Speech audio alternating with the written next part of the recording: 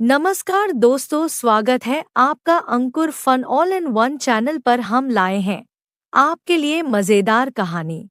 हंसते रहिए, मुस्कुराते रहिए। तो चलिए शुरू करते हैं आज की कहानी, तीन बहनें और उनकी कामचोर भाभी। करिश्मा, रेशमा और मनीषा तीन बहनें हैं। उनका एक भाई भी है, मयंक। मयंक अपनी बहनों को बहुत प्यार करता है, लेकिन मयंक की पत्नी सविता इस मामले में मयंक से बिल्कुल ही अलग है। वो अपनी ननदों का जितना बुरा कर सकती है उतना बुरा करती ही रहती है और अपनी ननदों पर हुक्म भी चलाती है।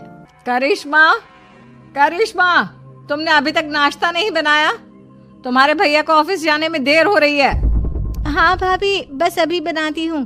करिश्मा, तुम ये ढीलापन छोड़ दो। कल को पराये घर जाना है। वहाँ अगर तुम इस तरह से काम करोगी तो लोग क्या कहेंगे कि माँ ने और भाभी ने कुछ सिखाया नहीं। और तुम्हारी दोनों बहनें कहाँ हैं? अब रेशमा मार्केट गई है और मनीषा सो रही है। क्या? सुबह के 8 बज रहे हैं और ये महारानी अभी भी सो रही है? ये कहते हुए सविता अपनी सास दुर्गा देवी के पास जाती है। माँ जी, देख रही हो अपनी बेटियों के तौर तरीके? क्या हुआ बहू, सुबह सुबह क्या कर दिया मेरी बेटियों ने? अरे, एक तो अभी अभी उठकर किचन में गई है, दूसरी सुबह सुबह बाहर चली गई और तीसरी अभी तक सो रही है। क्या करूं मैं इन तीनों का? मैं तो परेशान हो गई हूँ। जा जाकर उठा उसे और रेशमा से मैं बात करती हूँ। सविता सीधा मनीषा के कमरे में जाती है और उससे कहती है, महारानी जल्दी उठो, सूरज सर पर आ गया है। भाभी, थोड़ी देर और सोने दो ना। मैं रात को लेट सोई थी। वो क्या है ना, यूनिट टेस्ट चल रहे हैं। शराफत से उठती है या नहीं, या फिर पानी की भरी बाल्टी डालूं तेरे ऊपर? नहीं भाभी, मुझे बिस्तर में नहीं नहाना, उठती हूँ मैं। मनीषा जल्दी से उठकर बाथरूम में चली जाती है। सभी आराम से बैठकर नाश्ता कर रहे होते कि तभी रेशमा बाजार से हाथ में सामान लिए आ जाती है। रेशमा को देखते ही सविता उस पर बरस पड़ती है। लो, आ गई महारानी। ऐसा भी क्या सामान लाना था जो सुबह आंख मलते ही बाजार की तरफ रवाना हो गई? भाभी, कल आप ही तो चीख रही थी कि घर का सारा सामान मुझे ही लाना पड़ता है, घर में किसी को भी किसी काम से कोई लेना देना नहीं है। अब मैं बाजार जाकर सामान ले आई तो आपको इस बात से भी तकलीफ हो रही है? देख रही हो माँ जी, अपनी बेटी की जुबान कैंची से भी तेज चलती है। और मयंक, आप तो कुछ कहेंगे नहीं अपनी लाडली बहन को। रेशमा, अपनी भाभी से ऐसे बात नहीं करते। चलो माफी मांगो। भैया, मैं क्यों माफी मांगू? आप भाभी से बोलिए ना कि हम पर कम हुक्म चलाया करे। हम इस घर की बेटियां हैं और आपकी पत्नी की ननद है, नौकरानी नहीं। लो, कर लो बात। इनकी भलाई के लिए कुछ भी बोलो तो इन्हें बुरा लग जाता है। इस घर में यही इज्जत है मेरी। देख लो माँ जी, आपकी बेटी किस लहजे में मुझसे बात कर रही है। सविता वहाँ से चली जाती है। मयंक को बहुत गुस्सा आता है, वो भी वहाँ से चला जाता है। फिर करिश्मा रेशमा को समझाती है। रेशमा, तुम्हें भाभी से माफी मांग लेनी चाहिए थी ना। लेकिन दीदी, मैंने कुछ किया ही नहीं, तो मैं माफी क्यों मांगू? हाँ करिश्मा दीदी, रेशमा दीदी जैसे ही घर में आई, भाभी ही उन पर चिल्ला रही थी। हाँ, मैं मानती हूँ कि गलती भाभी की थी। मैं तो इसलिए बोल रही हूँ कि भाभी ने माँ को तो पूरी तरह अपने वश में कर लिया है। वो हमारी बात सुनती ही नहीं। मयंक भैया हमारे लिए हमेशा खड़े रहते हैं, इसलिए उनकी बात का मान तो तुम्हें रखना चाहिए था ना। कोई फायदा नहीं दीदी, कुछ दिनों की बात और है, भाभी उन्हें भी हमारे खिलाफ भड़का देंगी। फिर वो भी माँ की तरह हमारी किसी बात का विश्वास नहीं करेंगे। इसी तरह सविता अपनी तीनों ननदों को किसी न किसी बात पर परेशान करती रहती थी। एक दिन मयंक अपनी तीनों बहनों के लिए गिफ्ट लाया। करिश्मा, ये तुम्हारे लिए हार का सेट। रेशमा, तुम्हारे लिए सुंदर सी ड्रेस। और मनीषा, तुम्हें किताबें पसंद है ना, तुम्हारे लिए किताबें लाया हूँ। थैंक यू भैया। थैंक यू भैया। थैंक यू भैया। करिश्मा, तुम्हारा नेकलेस कितना सुंदर है। ये भैया कहाँ से ले आए होंगे?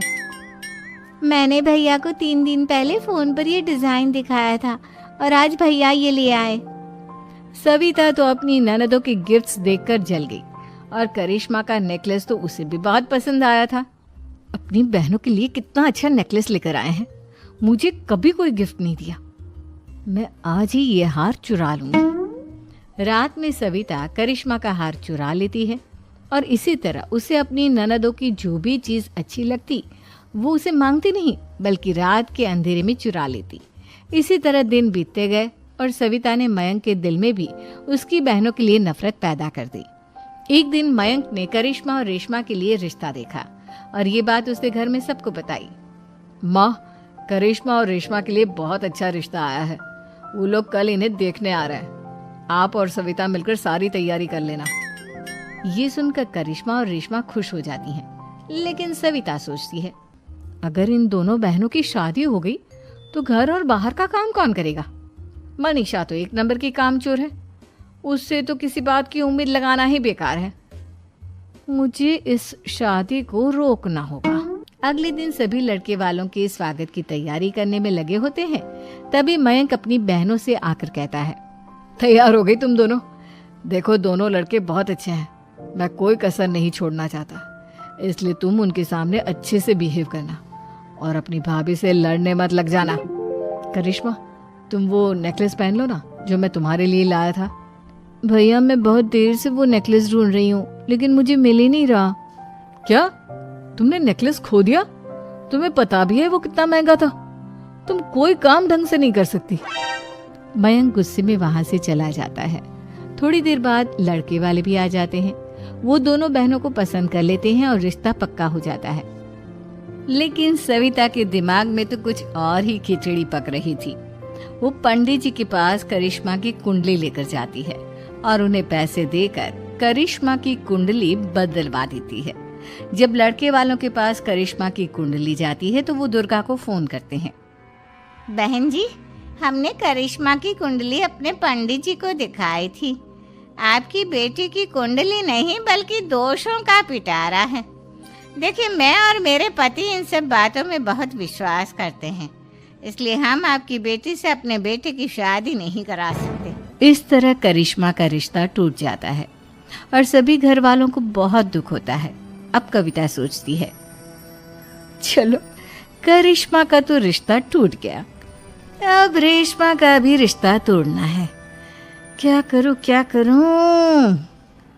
अब सविता आवाज बदलकर किसी अननोन नंबर से रेशमा के होने वाले ससुराल में फोन करती है। हेलो, मैं कौन हूँ कौन नहीं ये आपके लिए जानना जरूरी नहीं, बस इतना सुन लो कि रेशमा का 2 साल से किसी के साथ अफेयर चल रहा है। बस रेशमा का रिश्ता तोड़वाने के लिए सविता का इतना कहना काफी था। अब रेशमा का भी रिश्ता टूट गया। मयंक और दुर्गा देवी ने रेशमा को खूब खरी खोटी सुनाई और उससे बार बार उस लड़के के बारे में पूछने लगे। आप दोनों मुझे क्यों परेशान कर रहे हो?